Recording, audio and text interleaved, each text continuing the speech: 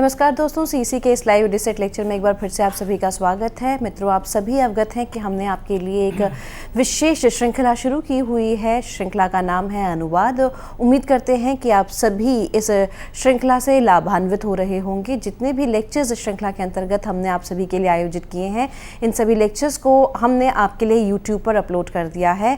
जब भी आपको मौका मिले इन लेक्चर्स को देखें, समझें और अपनी प्रतिक्रियाएं हमारे साथ साझा करें। तो मित्रों, बताना चाहेंगे कि अनुवाद श्रृंखला को हम आगे बढ़ाते हैं और आज के इस सेशन में हम बात करेंगे अनुवाद पुनरीक्षण के बारे में। और अनुवाद पुनरीक्षण पर चर्चा करने के लिए एक बार फिर से हमारे साथ हमारे स्टूडियो में मौजूद हैं doctor PC Tandon. Doctor PC Tandon Delhi विश्वविद्यालय के हिंदी विभाग में प्रोफेसर हैं और निरंतर हिंदी भाषा को लोकप्रिय बनाने में ये पूरी कोशिश करते हैं विभिन्न माध्यमों से।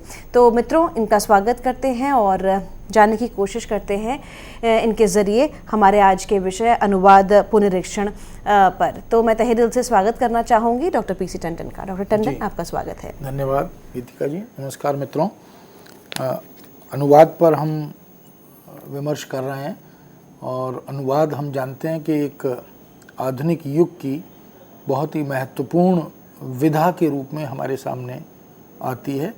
और अनुवाद वस्तुतः किसी एक या किसी दो भाषा के बीच नहीं, विश्व की सभी भाषाओं में परस्पर आदान प्रदान का, विचार विनिमय का, आयात निर्यात का एक बड़ा महत्वपूर्ण साधन है। और भाषा को एक प्रयोगात्मक रूप देने में, भाषा के एप्लीकेशन में अनुवाद की भूमिका बड़ी महत्वपूर्ण है। इसलिए अनुवाद, जिसके साहित्यिक और गैर साहित्यिक बहुत सारे क्षेत्र हैं, बहुत सारे आयाम हैं, और एक प्रयोजनमूलक हिंदी के महत्वपूर्ण पक्ष को उजागर करने में अनुवाद की भूमिका है। ऐसी महत्वपूर्ण विषय पर, ऐसी महत्वपूर्ण और प्रासंगिक विषय पर जब हम बात करते हैं तो हमारे सामने कुछ प्रश्न इस तरह के भी उभर कर आते हैं कि किस अनुवाद को हम अंतिम अनुवाद माने, उत्कृष्ट अनुवाद या मानक अनुवाद माने। तो जहाँ तक बात है मानकता की कसौटी का, तो मित्रों उसके बारे में तो कुछ भी कहना अभी इस रूप में संभव नहीं, लेकिन यथासंभव मूलवत वह लक्ष्य भाषा में अंतरित हो जाए, मूल कथ्य, ये उसकी एक पहचान है। और जो भी अनुवादक मूल के जितना अधिक निकट पहुंचता जाता है वो उतना ही श्रेष्ठ और मानक अनुवादक हो जाता है। लेकिन अनुवाद करते हुए हमारे सामने बड़ी सारी समस्याएं आती हैं। कुछ सीमाएं हैं, कुछ समस्याएं हैं, कुछ चुनौतियां भी हैं। बड़ी समस्या स्रोत भाषा और लक्ष्य भाषा के वैयाकरणिक व्यवस्था में अंतर की समस्या है। दोनों की वैयाकरणिक व्यवस्था भिन्न भिन्न होती है, लेकिन स्रोत भाषा के कथ्य को लक्ष्य भाषा में अंतरित करते समय हमें इनके भीतर एक तालमेल बनाना होता है। हमारा जो लक्ष्य होता है वह लक्ष्य भाषा का पाठक होता है, जिसके लिए हम अनुवाद कर रहे हैं। वहाँ तक वो है अनुवाद, अनुदित जो सामग्री है उसका कथ्य ठीक सार्थक रूप में संप्रेषित हो जाए। लेकिन इस दौरान व्याकरणिक व्यवस्था के साथ साथ परिवेश की समस्या आती है, देश काल की समस्या आती है। किस समय की रचना है, किस काल की रचना है, आज हम अनुवाद कर रहे हैं, उस रचना को उस पाठक तक उसी परिवेश के साथ, उसी मानसिकता के साथ पहुंचाना है। जिस परिवेश को अनुवादक ने भी नहीं जिया, उस परिवेश को भी जीते हुए, वो जीने का यत्न करते हुए उसे फिर अपने पाठक तक पहुंचाना होता है। तो इसमें एक तरह की पर काया प्रवेश की प्रक्रिया है जो काम करती है। अनुवादक रचना और रचनाकार के भीतर भी प्रवेश करता है, उसकी काया में उतरता है, और फिर वहाँ से वापस आकर वो अपने पाठक की काया के भीतर भी उतरता है। अनुवादक को ये दोहरी यात्रा करनी होती है और फिर बहुत बारीकी से वह रचना के मनोजगत को पढ़ता है, रचनाकार के मनोजगत को पढ़ता है, और इधर पाठक के, जिसके लिए अनुवाद किया जा रहा है, उसके मनोजगत को पढ़ता है। फिर दोनों में एक सेतु, एक ब्रिज वो बना देता है।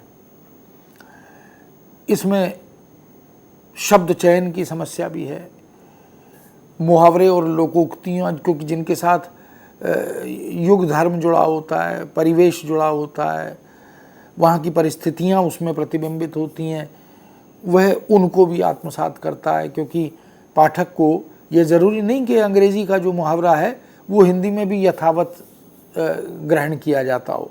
उसके समतुल्य, उसके समान अभिव्यक्ति वाला, वज़न वाला मुहावरा हिंदी में फिर लाना होता है या क्रिएट करना होता है, बनाना होता है।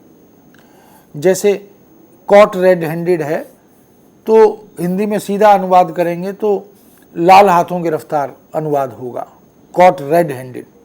जबकि लाल हाथों गिरफ्तार जैसा कोई मुहावरा हिंदी के पास नहीं है, और शायद उससे वो अर्थ भी संप्रेषित ना हो। तो हमने उसके समतुल्य एक हिंदी का मुहावरा जो प्रचलित है, पहले से विद्यमान है, वह है रंगे हाथों गिरफ्तार। तो उसके बराबर वजन का हमने वो मुहावरा उसके समतुल्य प्रतिष्ठित कर दिया, स्थापित कर दिया, या उसको स्वीकृत कर लिया।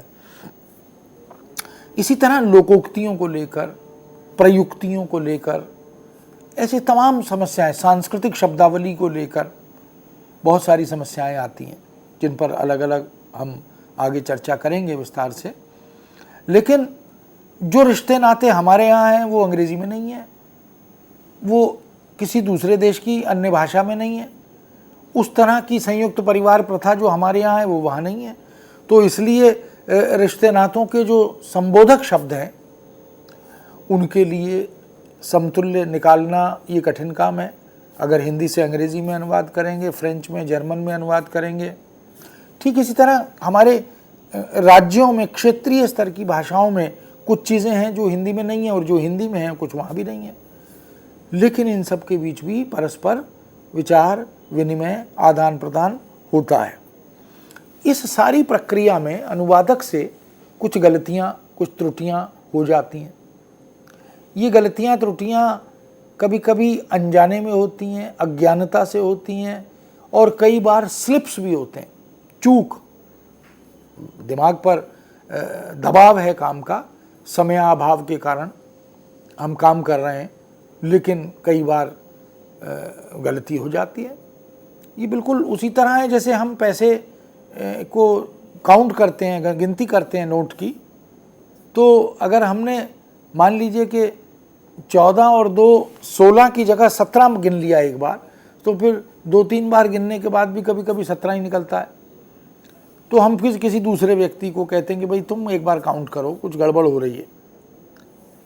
तो ये जो दूसरे व्यक्ति से गणना कराना, गिनती कराना है, ये एक तरह से पुनर्जांच है। तो अनुवाद में एक और स्टेप है, अगला कदम है, जिसको हम पुनरीक्षण कहते हैं। पुनः ईक्षण, फिर से देखना। इसलिए जो पुनरीक्षण है ये एक स्वतंत्र प्रक्रिया है। इसके लिए अंग्रेजी में शब्द है waiting of the translation. To wait, wait एक वर्ब है जिसके आधार पर हम कहते हैं कि किए गए अनुवाद कार्य को वेट करना। तो ये जो पुनरीक्षण है ये अनुवाद का एक महत्वपूर्ण हिस्सा है। इसकी आवश्यकता पड़ती है अनुवाद करने के बाद।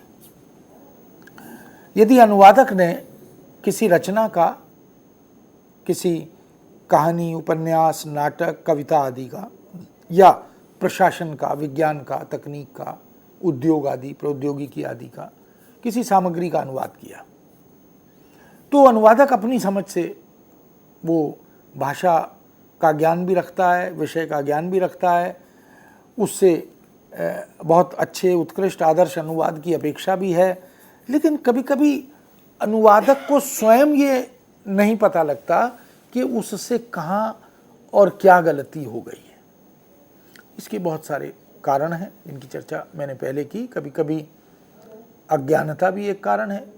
अभ्यास अनुवाद के लिए बहुत ज़रूरी है, क्योंकि ये अभ्यास आश्रित विधा है। अभ्यास साधित विधा है, और हम कहते ही हैं करत करत अभ्यास के। तो अगर समय नहीं है और हम मूल जिस सामग्री का अनुवाद करना है उसका ठीक से अवलोकन नहीं कर पाए, अध्ययन नहीं कर पाए, उसे आत्मसात नहीं कर पाए, और हमें जल्दी शीघ्र अनुवाद करके देना है, तो स्वाभाविक है कि जो कंसेप्ट्स हैं, जो अवधारणाएं हैं, जो स्वरूपगत स्थितियां हैं, अगर हम उन्हें ठीक से समझ नहीं पाए तो उनका ठीक से अनुवाद भी नहीं कर पाएंगे। तो पुनरीक्षण में अनुवादक द्वारा किए गए अनुवाद की एक तरह से पुनर्जांच होती है। इसके दो रूप हैं। एक तो ये कि अनुवादक स्वयं अपने द्वारा किए गए अनुवाद को फिर से देख ले, लेकिन उसमें भी त्रुटियों की, गलतियों की, चूक की संभावनाएं रह जाती हैं। स्लिप जिसको कहते हैं, कभी कभी स्लिप हो जाता है। यदि एक व्यक्ति द्वारा किए गए अनुवाद, यानी अनुवादक द्वारा किए गए अनुवाद को किसी अन्य व्यक्ति से उसकी पुनः जांच कराई जाए, और वह पुनः जांच जो मूल पाठ है स्रोत भाषा का उसको भी सामने रखता है, और जो अनुदित पाठ है अनुवादक ने जो अनुवाद किया उसको भी सामने रखता है, और फिर दोनों को तुलनात्मक रूप से वो अध्ययन करते हुए, मनन करते हुए, चिंतन करते हुए यह देखता है कि अनुवाद अपेक्षा अनुसार, सिद्धांत के अनुसार, व्यवहार के अनुसार या ग्राहक की अपेक्षा के अनुसार ठीक हुआ है कि नहीं। अब उसमें कई प्रकार की अशुद्धियाँ, त्रुटियाँ होती हैं। शब्द चयन में गलती हो सकती है, व्याकरणिक व्यवस्था में गलती हो सकती है, अर्थ संप्रेषणीयता में गलती हो सकती है, प्रतीकों के प्रतीकांतर में अशुद्धि या त्रुटि हो सकती है, क्योंकि भाषा प्रतीकों की एक व्यवस्था है, और प्रतीक समुदाय सापेक्ष होते हैं, प्रयोक्ता सापेक्ष होते हैं। यह आवश्यक नहीं कि एक प्रतीक सबके लिए उसी रूप में कारगर हो, उसी रूप में सार्थक हो। इसलिए कई बार कुछ शब्दों को हम देखते हैं कि हिंदी में वो अलग अर्थ देते हैं, अंग्रेजी में अलग अर्थ देते हैं, बंगला में, तमिल में, तेलुगु में उनके अर्थ बिल्कुल अलग होते हैं। तो पुनरीक्षक का कार्य होता है अनुदित कार्य की फिर से जांच करना। इसको क्रॉस चेकिंग भी कह सकते हैं। जैसे बैंक में हम टेलर का जो काउंटर होता है उस पर पैसा देते हैं या पैसा लेते हैं, तो हमने देखा हो कि वो जो टेलर होता है बैंक का अधिकारी या कर्मचारी, वह पैसा लेते और देते समय कम से कम 2 या 3 बार अवश्य उनकी गणना करता है। एक बार मशीन से भी गणना करेगा, फिर हाथ से भी करेगा, और उसके बाद जब वो आश्वस्त हो जाता है कि गणना ठीक है, इसमें कोई अशुद्धि नहीं है, कमी नहीं है, तब वो फिर पैसा देता या लेता है। क्योंकि वहाँ उसकी अकाउंटेबिलिटी फिक्स है, उसकी जिम्मेदारी सुनिश्चित है। यदि पैसा देने लेने में कुछ गड़बड़ हो गई, कुछ कमी हो गई, तो वो उस पैसे की भरपाई जो है वो उस व्यक्ति को करनी होती है, क्योंकि वो एक जिम्मेदार पद पर बैठा है। तो अनुवाद में अपेक्षा तो अनुवादक से यह की जाती है कि वो मानक अनुवाद करे, शुद्ध अनुवाद करे, त्रुटि विहीन अनुवाद करे, कोई गलती ना हो। लेकिन क्योंकि मानव है, मनुष्य है, ह्यूमन बीइंग, अशुद्धियाँ, गलतियाँ कभी कभी अनजाने में न चाहते हुए भी हो जाती हैं। उसके कारण हो सकते हैं, दबाव हो सकता है, समय का अभाव हो सकता है, और इस सब के साथ साथ अबोधता, अज्ञानता भी हो सकती है। तो पुनरीक्षण यानी वेटिंग ऑफ ट्रांसलेशन, यह एक महत्वपूर्ण चरण है, और दोनों भाषाओं का तुलनात्मक अध्ययन एक प्रकार से इसके माध्यम से हो जाता है। हम जानते हैं कि अंग्रेजी की और हिंदी की व्याकरणिक व्यवस्था बिल्कुल अलग है। राम ने रावण को मारा, तो राम ने रावण को मारा आदि व्याकरणिक व्यवस्था के आधार पर इनको हम जिस तरह से डिफाइन करते हैं कि इसमें कर्ता कौन है, कर्म क्या है, क्रिया क्या है, उनकी प्लेसमेंट क्या है, अंग्रेजी में ये वाक्य जैसे ही जाता है तो इसकी ये व्यवस्था बदल जाती है। Mohan is reading a book, तो Mohan is reading a book, ये सारी चीज़ें अंग्रेजी में जाकर बदल जाती हैं। मोहन पुस्तक पढ़ रहा है, तो पुस्तक अंग्रेजी में अंत में जा रहा है बुक, और यहाँ पर पुस्तक बीच में आ रहा है। तो ये जो वाक्य विन्यास होता है ये माने हर भाषा का अपना अलग होता है। तो कई बार अनुवादक कोशजीवी अनुवादक भी बन जाता है। कोशजीवी माने वो डिक्शनरी खोलता है, ग्लॉसरी खोलता है और देखता है कि जो शब्द सर्वप्रथम बहुत महत्वपूर्ण शब्द है, वो पहला शब्द है इसलिए महत्वपूर्ण है, और ऐसा समझकर वो शब्द अनुवाद में रख देता है। कभी कभी वो शब्द की लोकप्रियता या प्रयोग बहुलता, इसको ध्यान में रखकर भी अनुवाद में उसको शामिल कर लेता है। जैसे एक उदाहरण लेते हैं, the bank you can bank upon. अब वस्तुतः तो बड़ा स्पष्ट है कि हम क्या कहना चाहते हैं। अब जो मूल अर्थ है या मूल भाव है, अनुवाद में उसको जानना और समझना बड़ा जरूरी है। अगर इसलिए हम भावानुवाद को बेहतर अनुवाद, श्रेष्ठ अनुवाद मानते हैं, कंसेप्चुअल ट्रांसलेशन। लेकिन शब्दशः अनुवाद, शाब्दिक अनुवाद, शब्द प्रतिशय अनुवाद जब ये करने लगते हैं तो फिर अर्थ का अनर्थ होता है। इसलिए मित्रों, the bank you can bank upon, bank upon एक प्रकार का मुहावरेदार प्रयोग है, इडियोमेटिक यूज है। तो होगा क्या अनुवाद, एक ऐसा बैंक जिस पर हम निर्भर कर सकते हैं, जिस पर हम भरोसा कर सकते हैं। लेकिन अनुवादक अज्ञानता के कारण, अबोधता के कारण, अनाभ्यास के कारण वह डिक्शनरी में देखता है कि द बैंक, बैंक के लिए तो बैंक ही है, और यू कैन बैंक अपॉन तो दूसरा बैंक देखा कि इसके लिए क्या शब्द है। डिक्शनरी में देखा कि साहब बैंक के लिए पहला बहुत अच्छा महत्वपूर्ण शब्द है किनारा, और हमने अनुवाद कर दिया एक ऐसा बैंक जिससे आप किनारा कर सकते हैं। ये किसी भी तरह से अनुवाद उचित नहीं है, ठीक नहीं है, गलत है एकदम। लेकिन इस तरह के हाउलर्स, इस तरह के ब्लंडर्स, इस तरह की माने असावधानीवश हुई त्रुटियां, भूल, गलतियां या चूक, ये अनुवाद में खूब होती हैं। तो पुनरीक्षक का ये धर्म होता है, जिम्मेदारी होती है कि वो ऐसी गलतियों को, ऐसी त्रुटियों को पकड़ता है। पुनरीक्षक एक तरह से छलनी लेकर बैठता है, और जो भी अवांछित अनुवाद में आ रहा है, अनर्गल आ रहा है, अशुद्ध और अमानक आ रहा है, उसको निकालने की जिम्मेदारी या दायित्व पुनरीक्षक का हो जाता है। इसलिए पुनरीक्षण एक महत्वपूर्ण जिम्मेदारी है अनुवाद के क्षेत्र में। और मित्रों, महत्वपूर्ण बात यह कि ये बात तो हम कहते ही रहे हैं कि भले ही पुनरीक्षक द्वारा निकाले गए दोष, कमियां, त्रुटियां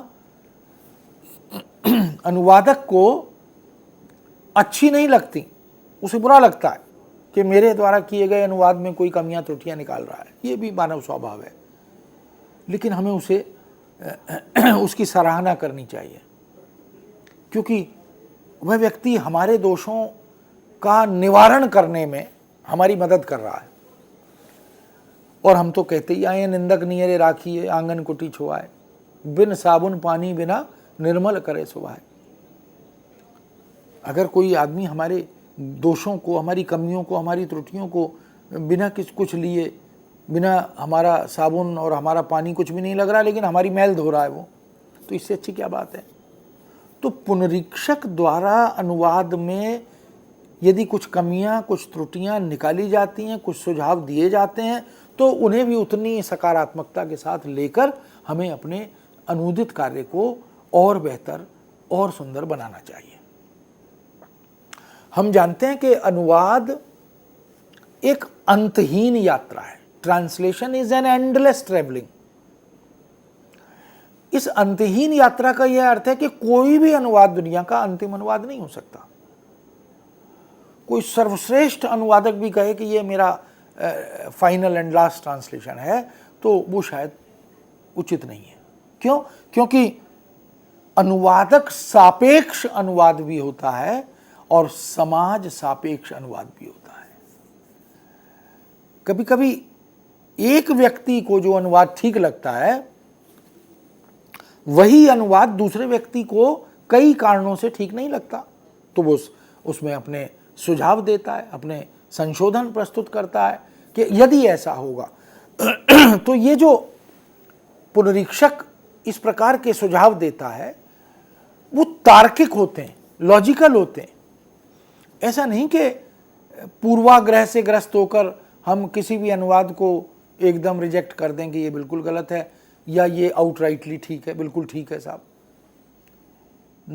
उसमें हमारी यथासंभव यह कोशिश होती है कि अनुवाद जितना बेहतर से बेहतर हो सकता है हम उसे बनाएं। तो बीइंग ए वेटर, एक पुनरीक्षक के रूप में हमारा ये धर्म हो जाता है, हमारा ये दायित्व हो जाता है कि अनुवादक कोई भी है उससे हमारा कोई सरोकार नहीं है, वो मित्र है तो और मित्र नहीं है तो भी। क्योंकि पुनरीक्षक जो दोष निकालता है अनुवाद में, जो कमियां देखता है अनुवाद में, वह अनुवाद में देखता है, अनुवादक में नहीं देखता। इसलिए पूर्वाग्रह से मुक्त होकर प्रेजुडिसनेस नहीं होनी चाहिए, क्योंकि हम समाज के लिए, सभ्यता के लिए, संस्कृति के लिए, राष्ट्र के लिए अनुवाद की जो क्वालिटी है उसको बेहतर कर रहे हैं। क्योंकि गलत अनुवाद जो होते हैं, अशुद्ध और अमानक अनुवाद जो होते हैं, वो याद रहते हैं और लोग उनको बार बार कोट करते हैं, दोहराते भी हैं। अच्छे अनुवाद भले ही लोग न दोहराएं, लेकिन जो अशुद्ध और अमानक अनुवाद हैं, जो हाउलर्स इन ट्रांसलेशन है, ब्लंडर्स इन ट्रांसलेशन है, उनकी बात जरूर होती है। तो यथासंभव यह कोशिश होनी चाहिए अनुवादक की कि वह अपनी तरफ से ठीक अनुवाद करे, एक। और दूसरा कि जो पुनरीक्षक है वह अनुवाद में कोई कमी, कोई त्रुटि, कोई दोष न रह जाए, उसे बिल्कुल ट्रांसपेरेंट बनाकर वो निकाले, ये उसका प्रयास भी होना चाहिए। इसलिए मित्रों, वास्तव में ये जो अनुवाद का काम है यह बड़ा महत्वपूर्ण राष्ट्रीय अंतर्राष्ट्रीय महत्व का काम है। लेकिन पुनरीक्षण का जो काम है ये उससे भी अधिक महत्वपूर्ण काम है, क्योंकि कहा तो ये जाता है कि दूसरे में दोष नहीं देखने चाहिए, लेकिन अनुवाद पुनरीक्षण में यह कहा जाता है कि अनुवाद में, अनुदित कार्य में दोष देखने चाहिए। क्योंकि यदि दोष निकल जाते हैं, छूट जाते हैं, तो वह बहुत अच्छी स्थिति नहीं मानी जाती। उसको लेकर फिर लोग तरह तरह की बातें करते हैं। तो चाहे वो मामला फाइल में किए गए अनुवाद कार्य का हो, रिपोर्ट का अनुवाद है, पत्र का अनुवाद है, प्रारूप का अनुवाद है, किसी अन्य प्रकार की प्रशासनिक या वैज्ञानिक या तकनीकी सामग्री का अनुवाद है, किसी साहित्यिक रचना का अनुवाद है। अर्थ का अनर्थ हो जाता है अगर पुनरीक्षक की पैनी नज़र, तीखी पारदर्शी नज़र, जिसको हम कहते हैं हृदय भेदी नज़र, वह अनुवाद में चाहिए होती है। क्योंकि वही व्यक्ति फिर दोष दर्शन करके दोष निवारण भी करता है। तो वह एक तरह से हमारा सहायक बनकर आता है, अनुवादक के लिए वो पूरक बनकर आता है। हमारे यहाँ पुनरीक्षक की व्यवस्था उस तरह से स्वतंत्र पद के रूप में भले ही ना हो, लेकिन एक व्यक्ति, एक अनुवादक के अनुवाद कार्य को दूसरा अनुवादक पुनरीक्षण करता है, करना चाहिए।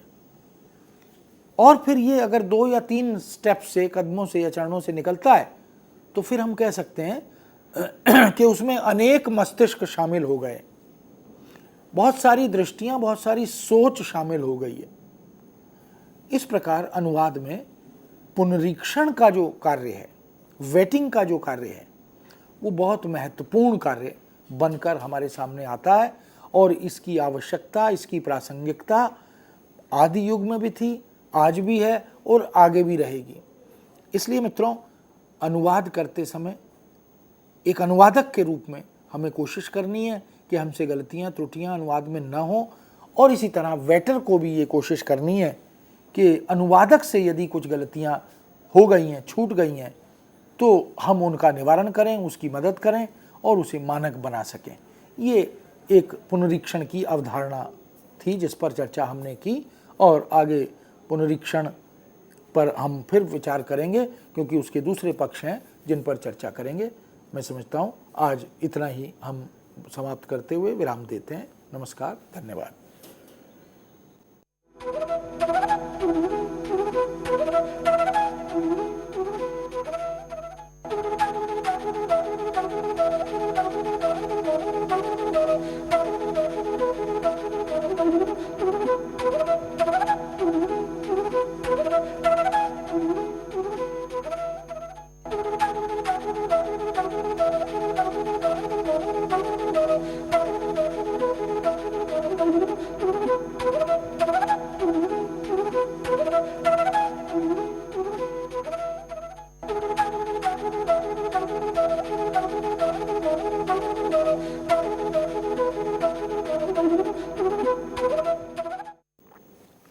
नमस्कार।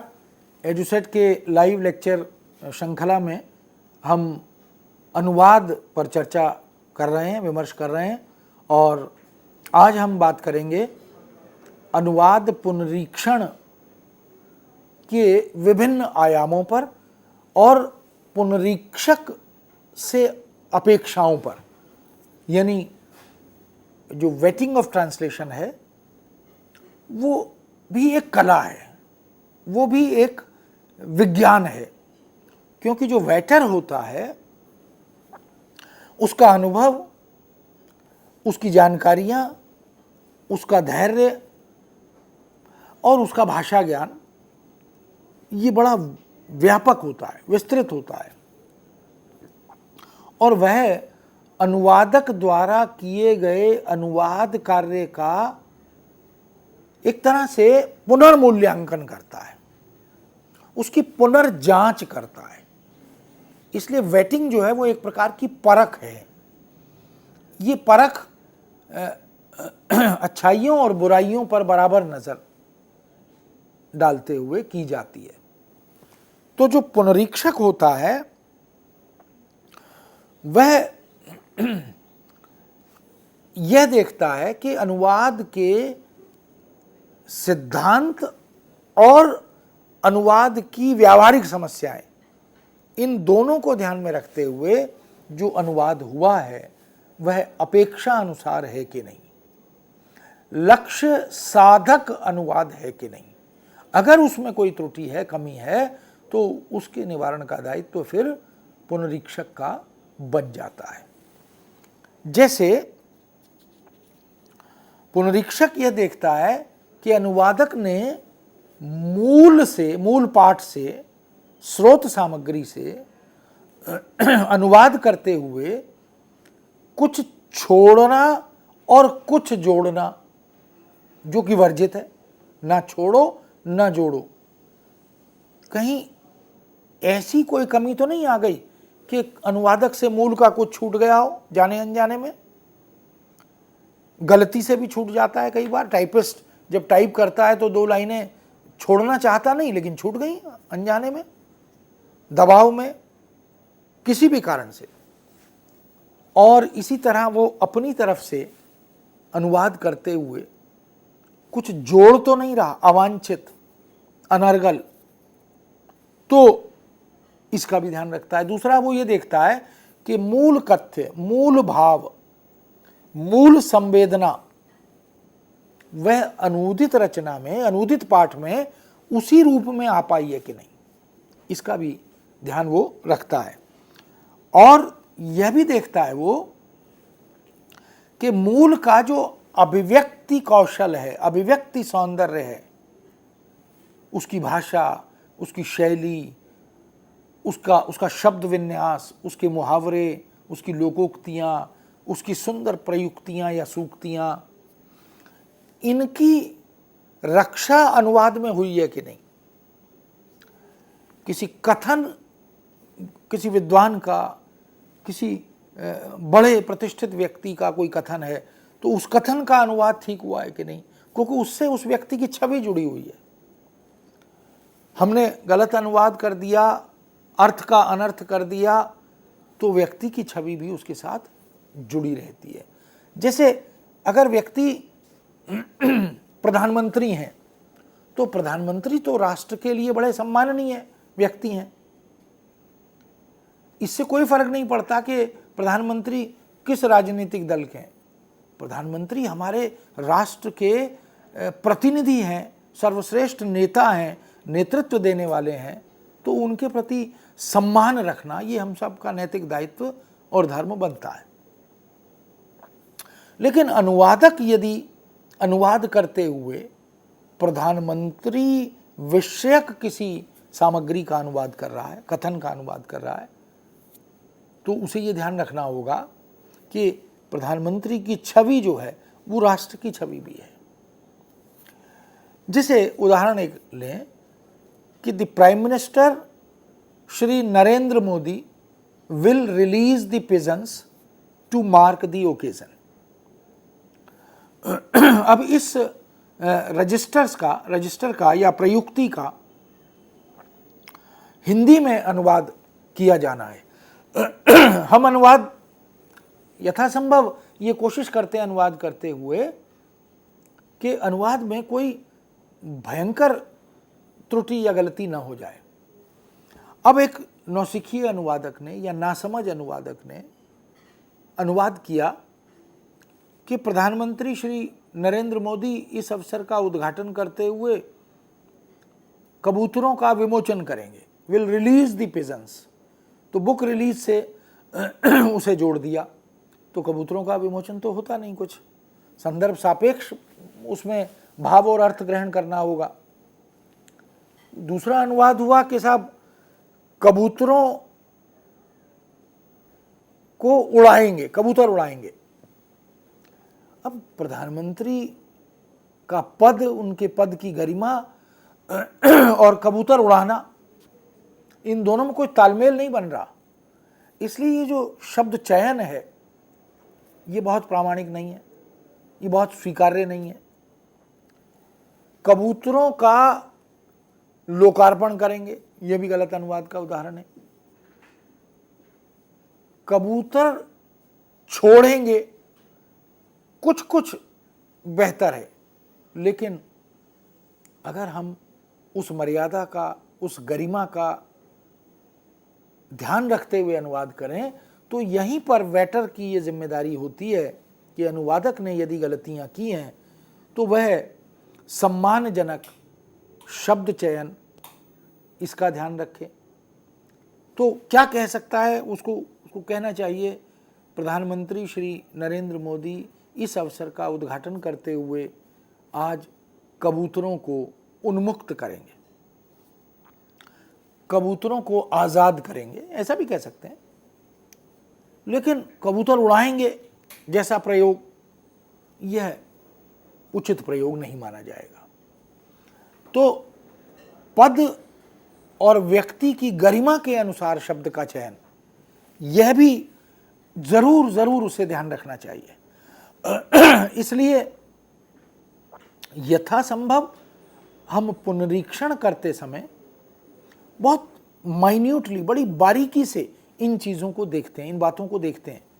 तो कहीं ना कहीं हमें यह ध्यान रखना होगा कि पुनरीक्षक का दायित्व वास्तव में अनुवादक से ज़्यादा गंभीर दायित्व है। पुनरीक्षक से यदि कोई गलती, कोई त्रुटि छूटती है तो वो काफ़ी हद तक अक्षम्य अपराध माना जाता है। एक और उदाहरण लेते हैं। जैसे हम कहते हैं कि the municipal committee will supply eggs to the schools. तो नगर पालिका स्कूलों में अंडे क्या करेगी? सप्लाई। तो सप्लाई शब्द एक टेक्निकल टर्म है, एक पारिभाषिक शब्द है, और इस पारिभाषिक शब्द के लिए वैज्ञानिक और तकनीकी शब्दावली आयोग ने जो शब्दावली निर्माण की है, सप्लाई के लिए उन्होंने शब्द रखा है आपूर्ति, या फिर अब उसमें संशोधन हुआ है तो पूर्ति शब्द भी शामिल किया गया है। लेकिन कोई यह तर्क दे कि आपूर्ति शब्द बड़ा कठिन है, बड़ा क्लिष्ट है, या जन सामान्य श्रुत नहीं है, तो ये तर्क कोई बहुत उचित तर्क नहीं है, क्योंकि हम ये मानते हैं कि पारिभाषिक शब्द की भूमिका अनुवाद में सबसे महत्वपूर्ण होती है। अनुवाद की जो बैकबोन है वो टर्मिनोलॉजी है, शब्दावली है, और शब्दावली भी वह है जो शब्दावली आयोग ने मानक शब्द बनाए हैं। वहां लिबर्टी या छूट नहीं ले सकते हम अपनी इच्छा से कोई सरल शब्द रख दें, अर्थ का अनर्थ हो जाएगा। जैसे अगर हम सरलता के नाम पर यह कर दें कि नगर पालिका स्कूलों में अंडे देगी, तो सप्लाई शब्द की जगह हमने अंडे देगी कर दिया। अब अंडे देगी से ऐसा लग रहा है जैसे नगर पालिका नहीं है, कोई मुर्गी है जो अंडे देगी।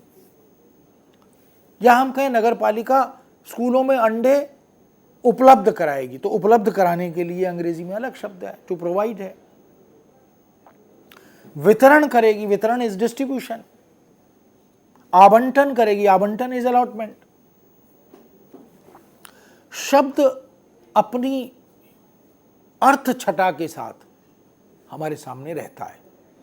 इसलिए आयोग ने जो पारिभाषिक शब्द बनाए हैं, बहुत साधना के बाद, मशक्कत के बाद वो शब्द बने, विमर्श के बाद वो शब्द बने।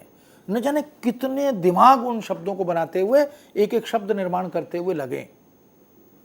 ये कहना बड़ा सरल है कि अनुवाद में शब्दावली सरल होनी चाहिए। ये वही लोग इस तरह की बात करते हैं जो शब्दावली के महत्व को नहीं जानते, शब्दावली के अर्थ गांभीर्य को नहीं जानते, क्योंकि इस तरह के बनाए हुए जो शब्द हैं, कृत्रिम शब्द हैं भले ही, लेकिन बड़े महत्वपूर्ण शब्द हैं। उनमें परत दर परत अर्थ छटाओं को बैठाया जाता है। तो सप्लाई के लिए आपूर्ति शब्द है, पूर्ति शब्द भी अब स्वीकार्य है। इन्हीं शब्दों का प्रयोग करेंगे तो अनुवाद ठीक होगा, अन्यथा ठीक हो ही नहीं सकता। इसलिए नगर पालिका स्कूलों में अंडों की आपूर्ति करेगी तो बिल्कुल ठीक अनुवाद होगा। इस आधार पर हम देखते हैं कि जो पुनरीक्षक होता है उसे एक एक शब्द को देखना होता है, उसे व्याकरणिक व्यवस्था को, वाक्य के विन्यास को और अर्थ की संप्रेषणीयता को भी देखना होता है। ये बड़ा महत्वपूर्ण मुद्दा इसके साथ जुड़ा रहता है। इसलिए मित्रों, हम ये कह सकते हैं कि पुनरीक्षण कार्य बड़ा महत्वपूर्ण कार्य है। एक और उदाहरण से थोड़ा बात को हम स्पष्ट करते हैं। अंग्रेजी में सामान्यतः अखबारों में हम देखते हैं लिखा होता है द डकवायट सक्सीडेड इन एस्केपिंग। अब अंग्रेजी के सक्सीड करने, सक्सीडेड का हिंदी में अर्थ तो सफलता है, और हम उस शब्द से इस कदर जुड़ जाते हैं, बद्ध हो जाते हैं कि हमें लगता है कि सक्सीडेड तो आया नहीं, इसलिए हम कहते हैं कि साहब द डकवायट सक्सीडेड इन एस्केपिंग, तो डाकू भागने में सफल हो गए। सफल हो गए इसलिए कह रहे हैं क्योंकि सक्सीडेड शब्द है अंग्रेजी में। लेकिन हम ये भूल जाते हैं कि हम अंग्रेजी के पाठक के लिए अनुवाद नहीं कर रहे, हम अनुवाद कर रहे हैं हिंदी के पाठक के लिए। इसलिए हिंदी में डाकू यदि भाग जाते हैं तो उसे सफलता नहीं माना जाता, उसे विफलता माना जाता है। जेल से भाग गए, कैद से भाग गए, पुलिस के शिकंजे से भाग गए डाकू, तो ये कोई प्रशंसनीय बात थोड़ी है। इसलिए डाकू भागने में सफल हुए, ये जो शब्द प्रति शब्द अनुवाद है या शाब्दिक अनुवाद है, इसकी ज़रूरत नहीं है। हमें देखना यह है कि हमारा अभीष्ट कथ्य क्या है, हम कहना क्या चाहते हैं। इसलिए कहेंगे कि डाकू भाग निकले, डाकू भाग गए, तो फिर भी ठीक है।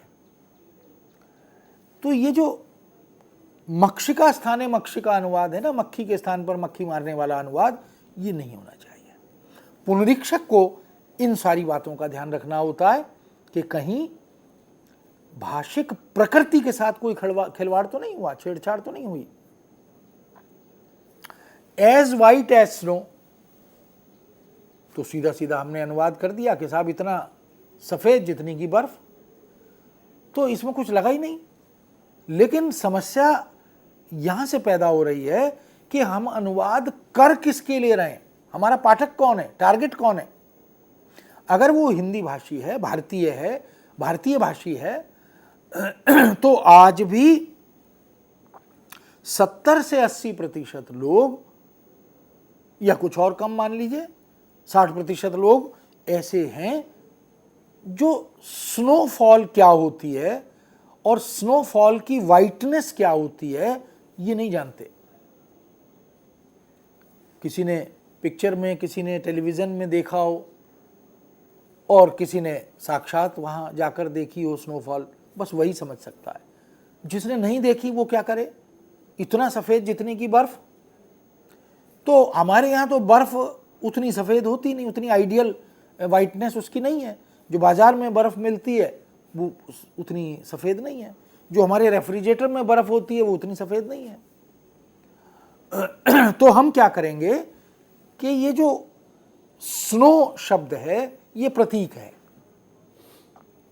इसकी जगह हिंदी में हम उसी तरह के भाव सौंदर्य को व्यक्त करने वाला कोई समतुल्य अन्य प्रतीक अगर रखेंगे तो अनुवाद बेहतर होगा, ग्राह्य होगा, बोधगम्य होगा। इसलिए बोधगम्यता का ध्यान पुनरीक्षक को रखना होता है। यदि हम यह कहें कि इतना सफेद जितना कि दूध, तो बेहतर अनुवाद होगा, क्योंकि स्नो के लिए दूध शब्द डिक्शनरी में नहीं है। और हमें लगेगा नहीं साहब, पर वस्तुतः अनुवाद करते समय कभी कभी हमें सिद्धांत से समझौता करना होता है, कभी कभी सिद्धांत के विरुद्ध भी जाना होता है। और सबसे बड़ी बात यह है कि व्यवहार साधित अनुवाद, हम जो अनुवाद कर रहे हैं उसमें अर्थ का अनर्थ ना हो, मूल भाव के साथ कोई छेड़छाड़ ना हो, पाठक की अपेक्षा को हम पूरा कर सकें और जो हम कह रहे हैं वो उसी रूप में संप्रेषित भी हो जाए। इसीलिए हमने चर्चा पहले की थी कि ये जो बातें कही गई, ट्रांसलेटर इज ए ट्रेटर, ये इसीलिए कही गई क्योंकि अनुवादक से जो अपेक्षाएं हैं उनकी पूर्ति जब वो नहीं कर पाता तो फिर इस तरह के विचार हमारे सामने आते हैं। तो वेटिंग में वेटर को यानी पुनरीक्षक को इन बातों का विशेष रूप से ध्यान रखना होता है कि उसको जो जिम्मेदारी दी गई है, उससे जो अपेक्षाएं की जा रही हैं, वह उनके साथ किसी भी तरह से इनजस्टिस न होने दे, अन्याय न होने दे। हम इसको दोहरे जोखिम का काम मानते हैं, क्योंकि पुनरीक्षण जो है वो अनुवादक की गलतियां न निकालकर अनुवाद की गलतियां निकालने का काम होता है। कई बार हम यह भी देखते हैं कि स्रोत भाषा के वाक्य बहुत बड़े बड़े हो जाते हैं। अंग्रेजी में इस प्रकृति को हम देख सकते हैं कि वाक्य कभी कभी एक पूरे पृष्ठ में लगातार बिना किसी विराम चिन्ह के, अल्प विराम आदि के चल रहा है। अब हिंदी में उस तरह के लंबे लंबे वाक्यों की तो वृत्ति है नहीं। हमारी भाषा की तो बहुत छोटे वाक्यों की वृत्ति है। एक राजा था, एक रानी थी, उसके 2 बच्चे थे, महल में रहते थे, राजा बड़ा उदार था। अब ये छोटे छोटे वाक्य हैं। लेकिन अंग्रेजी में वाक्य बहुत लंबे हैं, 1.5 पेज 2 पेज के भी वाक्य हैं। तो अनुवादक को इस बात का ध्यान रखना चाहिए कि हमें हिंदी की प्रकृति के हिसाब से वाक्य विन्यास बनाएं। लेकिन कभी कभी वो क्या करता है कि उसी तरह के लंबे वाक्य अल्प विराम लगाकर, कॉमा लगाकर या इस तरह से बनाता चलता है, अंग्रेजी को उसी रूप में कॉपी करना चाहता है। वह स्वीकार्य नहीं है, उचित भी नहीं है, बल्कि हास्यास्पद भी हो जाता है। और उसमें हिंदी भाषा की प्रकृति के आधार पर भाषा विज्ञान में कहते हैं दूरस्थ दोष आ जाता है। तो उसको भी हम तोड़कर छोटे वाक्यों में, पूर्ण वाक्यों में बदल सकते हैं, बदलना चाहिए। पुनरीक्षक को ये देखना चाहिए कि अनुवाद में अनुवादक द्वारा इस तरह की कोई गलती, कोई त्रुटि तो नहीं हो गई है। और कभी कभी जैसे एक ही शब्द का अलग अलग तरह से प्रयोग होता है, ये हम जानते हैं। उदाहरण के तौर पर यदि मैं कहूं कि आई हैव बीन अपसेट और माई प्रोग्राम इज अपसेट, तो दोनों में वाक्य विन्यास बनाते समय एक सा वाक्य नहीं बनेगा, क्योंकि अपसेट शब्द की अवधारणा या उसका जो संप्रेष्य है वो दोनों जगह अलग अलग अर्थों को व्यक्त कर रहा है। अगर मैं कहूं कि आई हैव बीन अपसेट, तो इसका ठीक अनुवाद, उचित अनुवाद होगा मैं परेशान हो गया हूं। I have been upset. Have been का अगर सीधा लिटरल अनुवाद करेंगे तो करना पड़ेगा मुझे परेशान कर दिया गया है, जबकि ऐसा तो नहीं है। इसलिए मैं परेशान हो गया हूं। तो हमने अपने पाठक को, टारगेट को ध्यान में रखकर अनुवाद किया, हमें करना चाहिए। और यदि त्रुटि अनुवादक से हुई है तो पुनरीक्षक को इसका ध्यान रखना है। और यदि मैं कहता हूं कि माई प्रोग्राम इज अपसेट, तो फिर मैं ये नहीं कह सकता कि मेरा कार्यक्रम परेशान हो गया है। वहां पर हमें देखना होगा कि हम कहना क्या चाहते हैं, या मूल कथ्य में जो वस्तु है वो कहना क्या चाहती है। तो कहना होगा मेरा कार्यक्रम गड़बड़ा गया है। अब गड़बड़ाना शब्द अपसेट के लिए डिक्शनरी में नहीं मिलेगा, तो ये कहां से आएगा? ये जीवनानुभव से आएगा, ये अनुवाद साधना से आएगा, व्यवहार से आएगा। हम जितना प्रैक्टिस करते चलेंगे तो हमें लगने लगेगा और एक कॉन्फिडेंस, एक आत्मविश्वास अनुवाद के साथ जुड़ेगा। तो पुनरीक्षक के पास आत्मविश्वास भी बड़ा जरूरी है कि वो इन बातों का भी ध्यान रखे। इसलिए हम देख सकते हैं कि जो वेटर होता है, जो पुनरीक्षक होता है, वो अनुदित सामग्री के कथ्य को यानी मूल भाव को यह देखता है कि लक्ष्य भाषा में समतुल्य रूप में उसका अंतरण हुआ है या नहीं। यदि नहीं हुआ तो उसकी जिम्मेदारी है कि वह उसको ठीक करेगा। जो अनुदित सामग्री है यानी जो मूल पाठ है उसकी भाषा और अनुदित सामग्री या उसकी भाषा, इन दोनों में प्रतीक के स्तर पर, संप्रेषणीयता के स्तर पर, अर्थ छटा के स्तर पर वह समीकरण बन गया कि नहीं, वह अंतः संबंध बन गया कि नहीं, ठीक से वो बात दूसरी भाषा में आ पाई कि नहीं, इसका भी ध्यान रखना होता है। और जो कथ्य की शैली है, मूल कथ्य की शैली है, शैली बड़ी महत्वपूर्ण है भाषा में।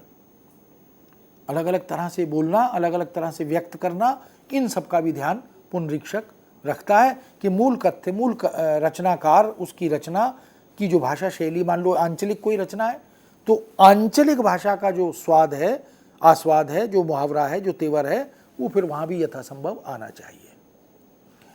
और भाषा से जुड़ी हुई तमाम बातें हैं, उसका मीटर है, मान लीजिए कविता है और कविता छंदबद्ध है तो लयात्मकता आनी चाहिए, अलंकारिकता है, अभिव्यक्ति सौंदर्य है, तो उसका भी ध्यान रखना चाहिए।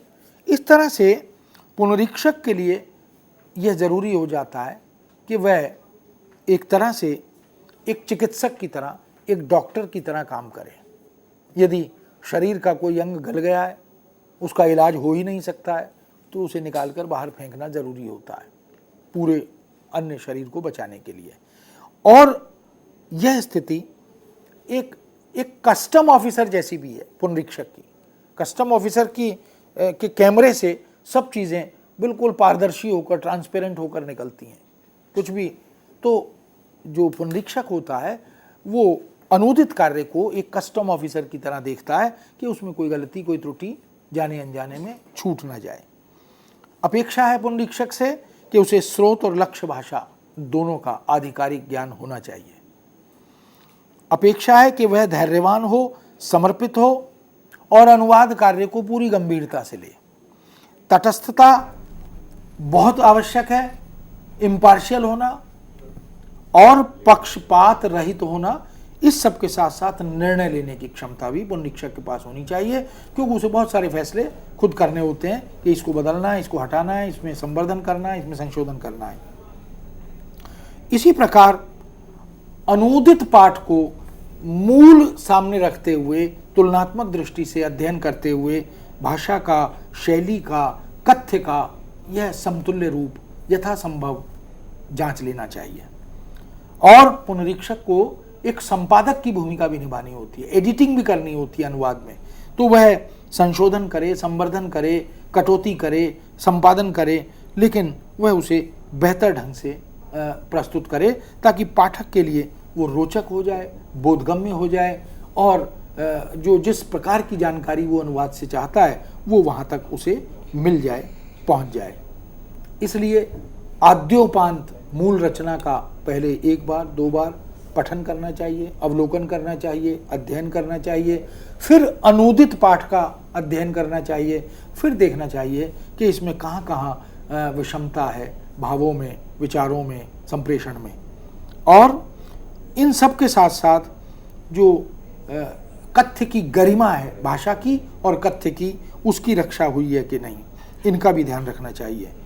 अर्थवत्ता, इसके साथ कोई माने अनर्गल प्रयास तो नहीं हुआ, कोई अवांछित प्रयास तो नहीं हुआ, या कोई जाने अनजाने में ऐसी कोई शब्द गलत तो प्रयोग नहीं हो गया, इन सब का भी ध्यान रखना होता है।